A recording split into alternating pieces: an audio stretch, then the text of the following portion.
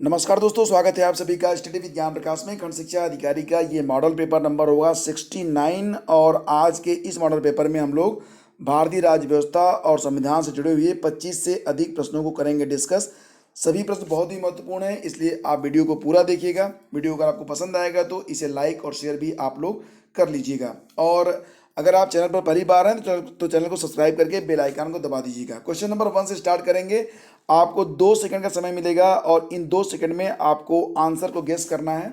उसके बाद सही उत्तर और डिटेलिंग आपको प्रोवाइड की जाएगी। तो क्वेश्चन नंबर 1 देखिए, संविधान में कैबिनेट शब्द का प्रयोग नहीं किया गया था। 44वें संविधान संशोधन के द्वारा कैबिनेट शब्द किस अनुच्छेद में शामिल किया गया? आपका टाइम शुरू होता है। और फ्रेंड्स, इस प्रश्न का सही जवाब है ऑप्शन बी, यानी कि अनुच्छेद 352। 44वां संविधान संशोधन कब हुआ था? ये हुआ था 1978 में। ये जरूर आप याद रखना, ठीक है। और आपको बता दें कि कैबिनेट मंत्री कौन होते हैं? कैबिनेट मंत्री सरकार की नीतियों को निर्धारित करते हैं और प्रत्येक ऐसे आवश्यक विषय पर विधेयकों का प्रारूप तैयार करते हैं जिन्हें वे विधि रूप से पास करना चाहते हैं। संविधान में कैबिनेट शब्द का उल्लेख नहीं था, लेकिन 44वां संविधान संशोधन जो कि हुआ था 1978 में के द्वारा संविधान में इसका प्रयोग हुआ था और इसका उल्लेख अनुच्छेद 352 में मिलता है। अब यहाँ पर बात करते हैं अनुच्छेद 312 के बारे में। तो अनुच्छेद 312 में नई अखिल भारतीय सेवा के स्थापना के बारे में वर्णन मिलता है।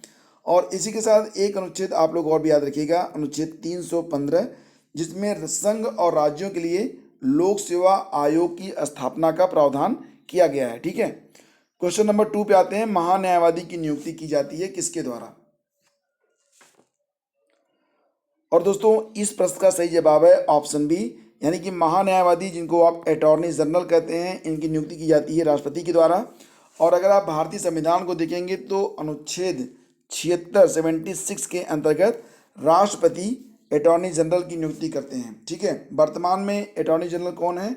ये हैं के वेणुगोपालन, और ये भारत के 15वें जो हैं अटॉर्नी जनरल हैं, ठीक है। चलिए आगे बढ़ते हैं। क्वेश्चन नंबर 3 पे आते हैं। यदि किसी समय लोकसभा में अध्यक्ष तथा उपाध्यक्ष उपस्थित न हो तो ऐसी स्थिति में सदन की कार्रवाई को चलाने के लिए लोकसभा सदस्यों में से ही लोकसभा अध्यक्ष कितने सभापतियों की एक सूची बनाते हैं? ऐसी परिस्थिति में अधिवेशनों की ये अध्यक्षता करते हैं। इनमें से कोई एक चुना जाता है जो ऐसी परिस्थिति में अधिवेशन की अध्यक्षता करेंगे। तो इनकी संख्या होती है, जी हाँ दोस्तों, ऑप्शन डी, यानी कि इनकी संख्या होती है 6, ठीक है। तो अगर जरूरत पड़ने पर ये जो सूची होती है 6 लोगों की, इनमें से कोई एक व्यक्ति सभापति के रूप में सदन के अधिवेशनों की अध्यक्षता करेंगे और इस रूप में उन्हें अध्यक्ष की सारी शक्तियां प्राप्त होती हैं। क्वेश्चन नंबर 4, भारतीय संविधान का कौन सा अनुच्छेद संवैधानिक प्रावधानों को संघीय संसद या राज्य विधानमंडलों द्वारा बनाए गए नियमों पर वरीयता देता है? भारतीय संविधान का कौन सा अनुच्छेद संवैधानिक प्रावधान जो होंगे उन प्रावधानों को संघीय संसद या राज्य विधानमंडलों द्वारा बनाए गए नियमों पर वरीयता देते हैं? तो फ्रेंड्स, इस प्रश्न का सही जवाब है अनुच्छेद, जी अनुच्छेद 13, ऑप्शन ए इसका सही जवाब है, ठीक है। चलिए आगे बढ़ते हैं और इसी क्रम में अगला सवाल क्या है? Controller and auditor general of India, controller and auditor general of India, जिन्हें कहते हैं आप नियंत्रक एवं महालेखा परीक्षक, किसके प्रति जिम्मेदार हैं, किसके प्रति उत्तरदायी हैं?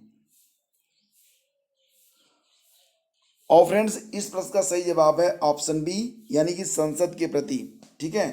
Controller and auditor general of India, अनुच्छेद 148 में इनकी नियुक्ति से संबंधित प्रावधान किए गए हैं। और वर्तमान में जो सीएजी हैं उनका नाम क्या है? श्री राजीव महर्षि, ठीक है। श्री राजीव महर्षि वर्तमान में सीएजी हैं। चलिए क्वेश्चन नंबर 6 पे आते हैं। सामाजिक एवं आर्थिक नियोजन किस सूची का विषय है? सही जवाब है ऑप्शन सी, समवर्ती सूची का विषय है ये। और इसके बाद क्वेश्चन नंबर 7, संविधान के किस अनुच्छेद में देवनागरी लिपि में हिंदी को भारत की राजभाषा के रूप में मान्यता प्राप्त है? सही जवाब ऑप्शन ए यानी कि अनुच्छेद 343 के अंतर्गत।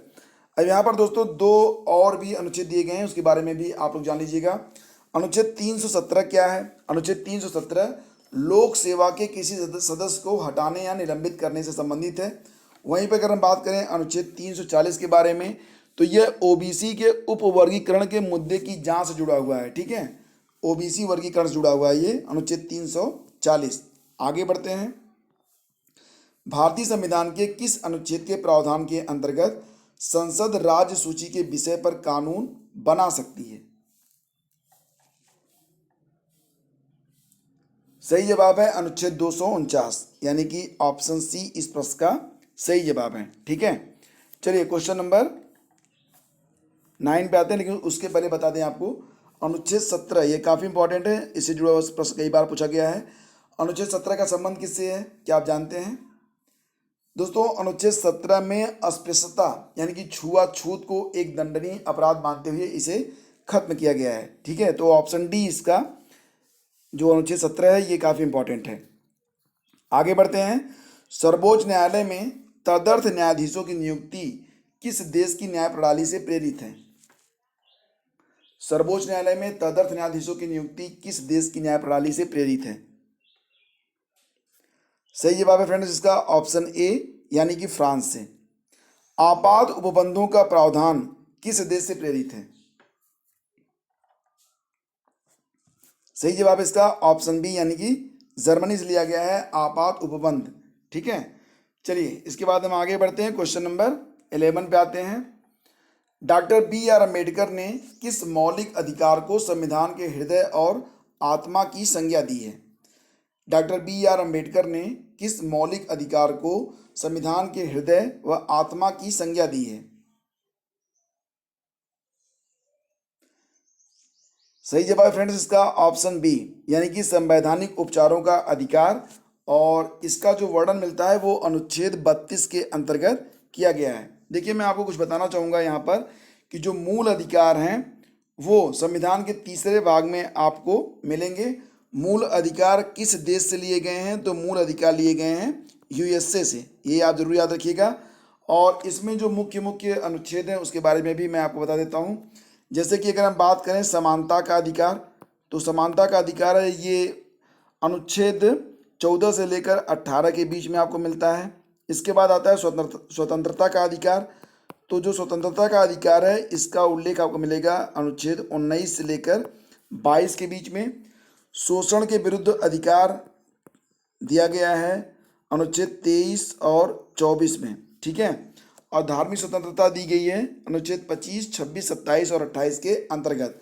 तो ये सारे पॉइंट्स काफ़ी इंपॉर्टेंट हैं, इसको आप लोग बिल्कुल याद रखिएगा। इसी क्रम में मौलिक कर्तव्य किस वर्ष भारतीय संविधान में जोड़े गए? मौलिक कर्तव्य किस वर्ष भारतीय संविधान में जोड़े गए? दोस्तों जैसा कि आप जानते हैं कि जो मौलिक कर्तव्य हैं ये कहाँ से लिए गए थे? ये रूस से लिए गए हैं। मौलिक अधिकार लिए गए हैं अमेरिका से, मौलिक कर्तव्य रूस से लिए गए हैं, और मौलिक कर्तव्य जोड़े गए थे 1976 42वें संविधान संशोधन के द्वारा। और ये जो संशोधन था वो सरदार स्वर्ण सिंह समिति की सिफारिश पर आधारित था। ठीक है, तो इतने पॉइंट्स यहाँ पर बनते हैं जो कि काफ़ी इंपॉर्टेंट हैं। और मौलिक कर्तव्यों की संख्या कितनी है? ये 11 है। ठीक है, और इसका वर्णन जो मिलता है वो अनुच्छेद 51A के अंतर्गत किया गया है। तो इतने पॉइंट्स आपको यहाँ पर याद रखने चाहिए। क्वेश्चन नंबर 13 पे आते हैं। भारत की संविधान सभा ने राष्ट्रीय ध्वज को कब स्वीकार किया था? सही जवाब फ्रेंड्स इसका 22 जुलाई 1947 यानी कि ऑप्शन ए। नेक्स्ट, कौन सा अनुच्छेद भारत के राष्ट्रपति को अध्यादेश जारी करने की शक्ति देता है? सही जवाब फ्रेंड्स इसका अनुच्छेद 123 यानी कि ऑप्शन सी। नेक्स्ट, संविधान का कौन सा अनुच्छेद कहता है कि मंत्रिपरिषद लोकसभा के प्रति सामूहिक रूप से उत्तरदायी है? काफी इंपॉर्टेंट क्वेश्चन है ये। और दोस्तों इस प्रश्न का सही जवाब होगा ऑप्शन सी यानी कि अनुच्छेद 175 3 के अंतर्गत ये प्रावधान किया गया है। नेक्स्ट, प्रथम अभिनेत्री जो राज्यसभा के लिए नामांकित की गई थी? मधुबाला, नरगिस दत्त, जया भादुड़ी, जयाप्रदा। सही जवाब है फ्रेंड्स इसका ऑप्शन बी, यानी कि नरगिस दत्त। इन्हें जो है 1980 में से लेकर 1986 के बीच में रखा गया था राज्यसभा सांसद के रूप में, ठीक है, मनोनीत किया गया था। तो ऑप्शन बी इसका सही जवाब है। नेक्स्ट, भारतीय संसद की लोक वित्त पर नियंत्रण की समितियां कौन कौन सी है?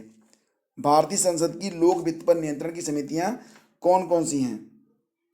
लोक लेखा समिति, प्राक्कलन समिति, लोक उपक्रमों की समिति। तो सही जवाब हो गया ऑप्शन डी, यानी कि उपरोक्त सभी। नेक्स्ट, राज्य विधानसभा में कोई भी धन विधेयक पुनः स्थापित नहीं किया जा सकता बगैर राज्यपाल की संस्तुति के, मुख्यमंत्री की संस्तुति के, राष्ट्रपति की संस्तुति के, या फिर उपरोक्त सभी। सही जवाब ऑप्शन ए होगा, राज्यपाल की संस्तुति के बगैर राज्य विधानसभा में कोई भी धन विधेयक पूरा स्थापित नहीं किया जा सकता है, ठीक है। क्वेश्चन नंबर 19, लिखित संविधान की परंपरा का प्रारंभ किस देश से हुआ? और फ्रेंड्स इस प्रश्न का सही जवाब होगा ऑप्शन सी, यानी कि अमेरिका से, ठीक है। नेक्स्ट, भारतीय संविधान के किस अनुच्छेद में उपाधियों का अंत का प्रावधान किया गया है? उपाधियों का अंत। तो दोस्तों इसका सही जवाब है ऑप्शन बी, यानी कि अनुच्छेद 18 के अंतर्गत ये प्रावधान किया गया है, ठीक है। चलिए आगे बढ़ते हैं, क्वेश्चन नंबर 21 पे आते हैं। संविधान की किस अनुसूची में राज्यपाल, राष्ट्रपति और भारत के मुख्य न्यायाधीश आदि के वेतन दिए गए हैं? और फ्रेंड्स इस प्रकार सही जवाब है दूसरी अनुसूची, यानी कि ऑप्शन बी, ठीक है। चलिए इसके बाद क्वेश्चन नंबर 22 पे आते हैं। राष्ट्रपति के निर्वाचन का उल्लेख किस अनुच्छेद में मिलता है? राष्ट्रपति के निर्वाचन का उल्लेख किस अनुच्छेद में किया गया है? सही जवाब फ्रेंड्स इसका ऑप्शन सी, यानी कि अनुच्छेद 54 के अंतर्गत राष्ट्रपति के निर्वाचन का उल्लेख किया गया है। क्वेश्चन नंबर 23 पे आते हैं। संविधान के किस अनुच्छेद में धन विधेयक परिभाषित किया गया है? और फ्रेंड्स इसका सही जवाब होगा अनुच्छेद 110 के अंतर्गत। नेक्स्ट, भारत के प्रथम लोकसभा उपाध्यक्ष कौन थे? जैसा कि आप जानते हैं कि जो भारत की पहली लोकसभा थी वो गठित हुई थी 1952 में। तो उस समय भारत के प्रथम लोकसभा उपाध्यक्ष चुने गए थे एम अनंत सैनम अयंगर। तो ऑप्शन ए इसका सही जवाब है। और अध्यक्ष कौन थे पहली लोकसभा के? ये थे गणेश वासुदेव मावलंकर, ठीक है। अध्यक्ष गणेश वासुदेव मावलंकर, उपाध्यक्ष कौन थे? एम अनंत सैनम अयंगर। चलिए इसी क्रम में अंतिम प्रश्न है, संविधान के अनुच्छेद 75 में किसके बारे में चर्चा मिलती है? और फ्रेंड्स इसका सही जवाब है ऑप्शन ए, यानी कि मंत्रिपरिषद के बारे में चर्चा मिलती है संविधान के अनुच्छेद 75 के अंतर्गत। तो एक प्रश्न अब आप सभी लोगों से बताइए कि विधान परिषद की कुल सदस्य संख्या का कितना भाग विधानसभा से चुन कर आता है? विधान परिषद की कुल सदस्य संख्या का कितना भाग विधानसभा से चुनकर आता है? 4 विकल्प आपके सामने है, सही जवाब आपको देना है नीचे कमेंट बॉक्स में। और चैनल को अगर आपने अभी तक सब्सक्राइब नहीं किया है तो सब्सक्राइब कर लीजिएगा, बेल आइकन को जरूर दबाइएगा। और ये वीडियो अगर आपको पसंद आया तो दोस्तों इसे आप अधिक से अधिक लाइक और अधिक से शेयर कर दीजिएगा। बहुत बहुत धन्यवाद। Have a great day. जय हिंद।